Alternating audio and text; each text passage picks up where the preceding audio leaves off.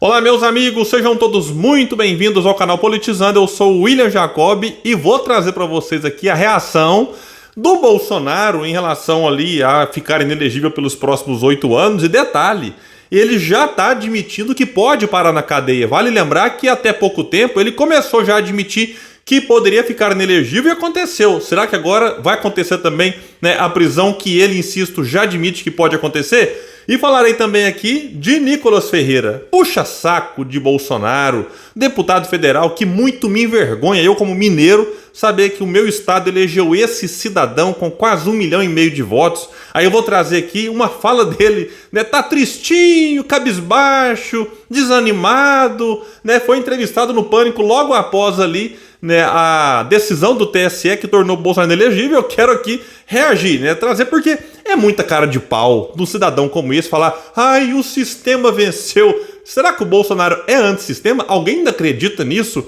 Vamos falar sobre isso tudo, mais antes quero pedir a sua ajuda. Chegou no canal, deu uma olhadinha, viu que não está inscrito? Se puder, se inscreva. A gente está aí quase passando a marca de 170 mil inscritos e a sua ajuda pode ser importante se inscrevendo, ativando o sininho, deixando o like se gostar, dislike se não gostar, comenta aqui embaixo o que você vai achar e, se puder, compartilha, espalha. Vamos trazer mais pessoas para cá, porque aqui nós lutamos por um Brasil melhor. Bom, então todo mundo está sabendo, Bolsonaro foi condenado pelo TSE e o placar ficou 5-2, e está inelegível até 2030. Eu até tinha dito aqui que especulavam 7-0.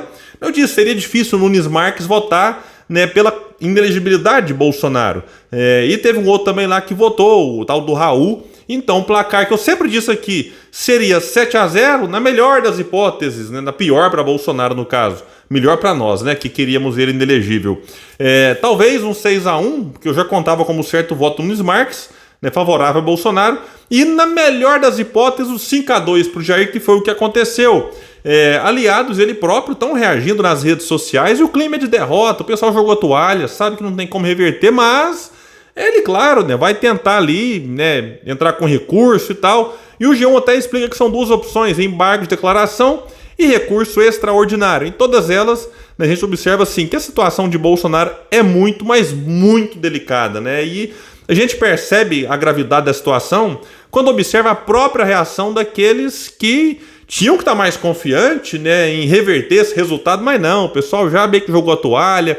Vai recorrer porque meio que tem que recorrer, para passar um sinal, de coitado, de injustiçado, de que lutou até o fim. Mas enfim, o pessoal já sabe que não vai entrar nisso aqui, mas não vai ter muita chance de reverter. E eu, pelo menos, espero que não se reverta. E aí, o que acontece então?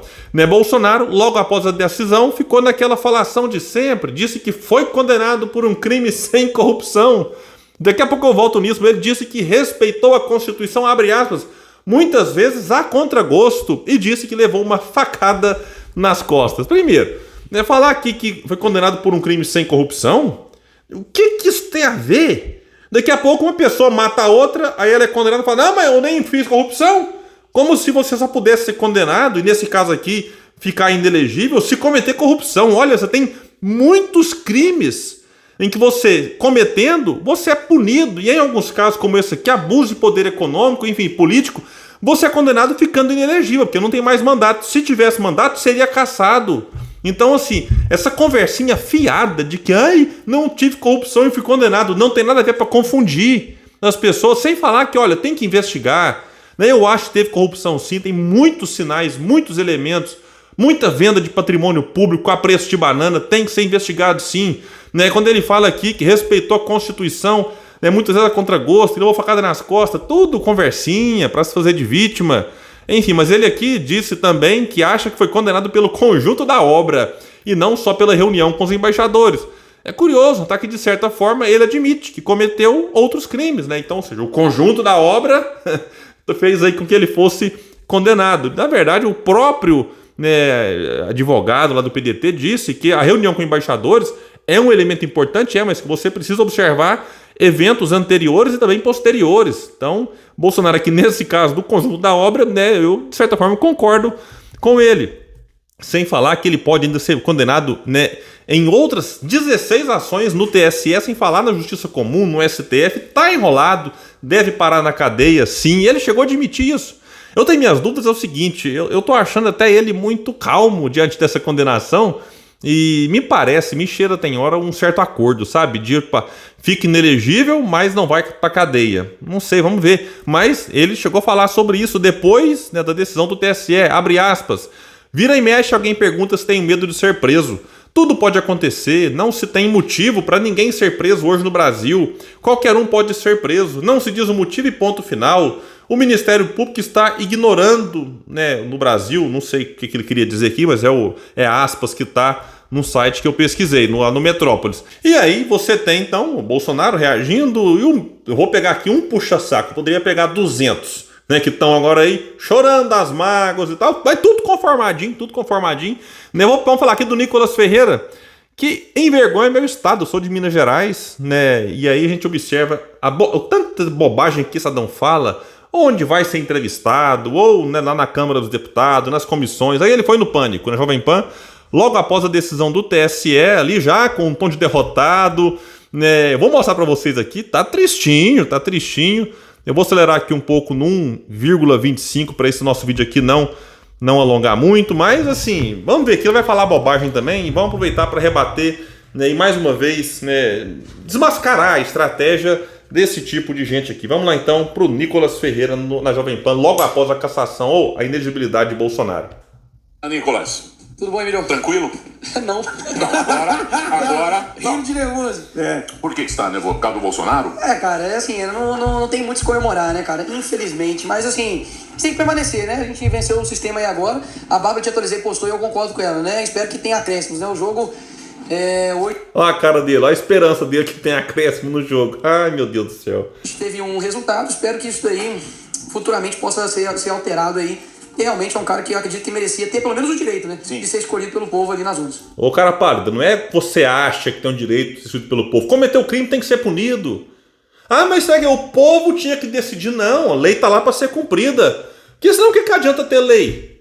Você vai lá, faz uma legislação com as possibilidades de punições, no caso aqui, inelegibilidade, aí comete crime à vontade, e não pode punir, não pode aplicar a lei, porque o povo é que tem que decidir, pelo amor de Deus. Olha o nível do deputado federal, tenha santa paciência.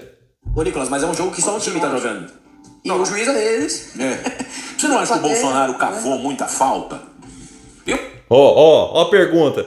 O cidadão fica até desconcertado, porque ele sabe que cavou, ele sabe que o Bolsonaro provocou e que o Bolsonaro passou do limite, sim.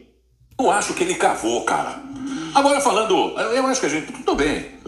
Eu achei que o Bolsonaro fez... Se você pegar o gabinete do Bolsonaro, foi bom. Sim. Diminuiu o imposto. Teve coisa boa, mas não, o governo também não é só coisa boa. Acho que ele cavou um pouco demais, entendeu? Tipo? Ele foi em cima do TSE. Tá, entendi. O cara ia dar uma resposta, entendeu? Deitou, né? Tá desconcertado, né, cidadão? Deitou muito. Acontece, Emílio. Hoje quem denuncia o crime vira o criminoso. Exato. Isso não existe. Poxa, se eu chego pra algo e falo que aquilo é errado, eu me torno errado por denunciar o erro. Mas vamos Isso lá. aí também. Vamos lá, urna. O próprio... votou no Congresso. Foi votado lá. Sim. Foi votado, tinha o jogo. Qual vai ser o jogo? Vai ser assim. Beleza. Só que aí fica cavando. Não, mas a grande questão é que foi votado lá, só que o tribunal foi feito, indicado por amigos. Mas foi votado. Eu sei. É a regra. Pois é, mas aí... Pois é, quem diria, né? Emílio Surita tem que ali dizer para o cidadão, deputado federal, é a regra, foi votar de fato. Votou e não quiseram, né, nessa coisa de urna, né, com voto impresso, não quiseram. Simples assim, o povo escolheu aqueles deputados, os deputados votaram e sepultaram a questão. Não foi, enfim, para frente. Entendeu? Essa regra e essa democracia, inclusive, né, o próprio Lula agora disse que acredita uma democracia relativa, né? Uma democracia relativa. É a democracia... Falando lá da Venezuela, uma fala lamentável do Lula, né? Sim, mas não é porque um teve uma fala lamentável de um lado, você vai passar pano pro outro lado. Pelo amor de Deus. Trans. Ela se sente democrática, mas na verdade é tirana. Gosta da piadinha da lacradinha, né? Ei, meu Deus do céu. Isso aqui ajudou ele a ficar famosinho, virou vereador, virou deputado federal. Eu pensei, puxa, agora deve levar a coisa mais a sério, né? Porque é um deputado federal, né, com a votação expressiva como ele teve, aí você imagina, não, vai amadurecer, não, fica com essas coisinhas. A gente percebe cada dia mais de que não passa de um grande teatro, Emílio. Infelizmente, eu digo isso até mesmo ali dentro da Câmara, você tem 5, 6 pessoas que reúnem, decidem e depois só passam. E os representantes não estão sendo... Renuncia então, ele não está satisfeito, renuncia, sai fora. Representante. As pessoas votaram lá na urna e o poder agora é todo seu. O voto, ele não faz uma transferência de poder, o poder continua emanando do povo. Você dá o direito dele representar. Representar não significa retirar a minha representação para poder passar isso para você numa procuração. Vamos pausar aqui, porque aí vai começar depois a apresentar Bolsonaro como se Bolsonaro fosse alguém que incomodou o sistema, e quem incomoda o sistema, não sei o que das quantas. Aí ele foi lá no seu Twitter e publicou o seguinte, né, tristezinho, disse o seguinte: vence o sistema. Ai, meu Deus do céu. Qual sistema, Nicolas? Vamos pegar aqui alguns, que aí você pode imaginar: sistema financeiro, político e o do judiciário. O financeiro que nadou de braçada com Bolsonaro.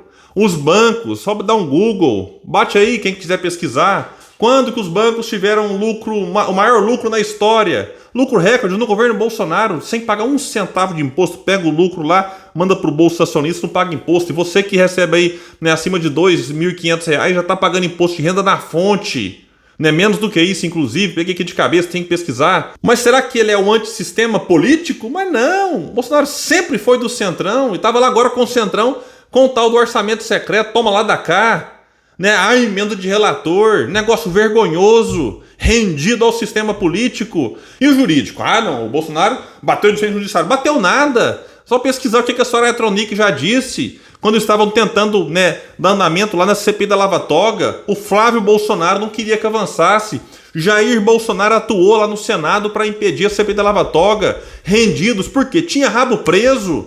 Quem tem rabo preso não pode partir para cima do judiciário. Então é isso, né? Aí tentam pintar o Bolsonaro ainda como antissistema e que foi, né, vencido por ele, pelo sistema, porque queria combater. Tudo conversa fiada, pode colar com alguns. Comigo não colou nem em 2018, muito menos agora, depois que a gente viu o Bolsonaro na presidência, rendido ao sistema. Então é isso, pessoal. E quem comemorou o Bolsonaro agora fora das eleições por 8 anos, né, a gente tem que reconhecer o papel do PDT e do Ciro Gomes. Né, o Ciro também é parte nessa ação, assinou lá como autor, né, e também como vice-presidente do partido, que agora deixou o Bolsonaro fora por 8 anos. Então a gente tem que reconhecer. Você pode não gostar do Ciro por um motivo ou outro, enfim, muita gente que acompanha aqui gosta dele, mas a gente tem que ser justo. Opa, graças ao PDT, graças ao Ciro Gomes, nós não teremos Bolsonaro nas urnas pelos próximos 8 anos. Na minha opinião, uma grande notícia. Então é isso, pessoal, eu fico por aqui. Quem puder, compartilhe, espalhe esse vídeo, vamos trazer mais pessoas pra cá, porque aqui nós lutamos por um Brasil melhor. Valeu, gente!